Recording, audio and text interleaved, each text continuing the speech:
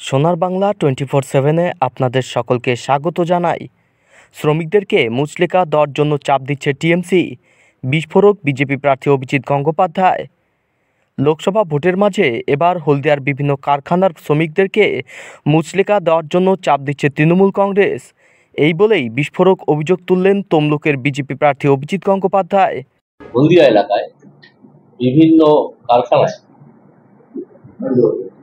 তৃণমূল কংগ্রেসের কিছু গুন্ডা বদমাশ নেতা, যারা নিজেদেরকে ট্রেড ইউনিয়নের লোক বলে জাহির করেন, বিশ্বজিৎ নায়েক, শুভাশিস গড়াই, কারখানার শ্রমিকদের একটা আশ্চর্য হুমকি দিচ্ছেন।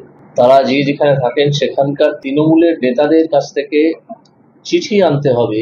চিঠিতে লেখা থাকবে যে তিনি তৃণমূল কর্মী এবং তিনি তৃণমূলের এই নির্বাচনী কাজের সঙ্গে যুক্ত আছেন, তবেই তাকে কারখানায় ঢুকতে দেওয়া হবে, গেট পাস ইস্যু করা হবে। তো এটা সম্পূর্ণ গুন্ডাগিরি, সম্পূর্ণ জুলুমবাজি শ্রমিকদের উপরে।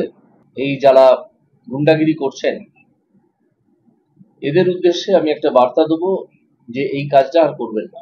যদি করেন এবং যদি ধরা পড়েন, তাহলে কিন্তু আপনাদের ভবিষ্যতে প্রচুর বিভিন্ন বিষয়ে প্রতিবন্ধকতা সৃষ্টি হবে।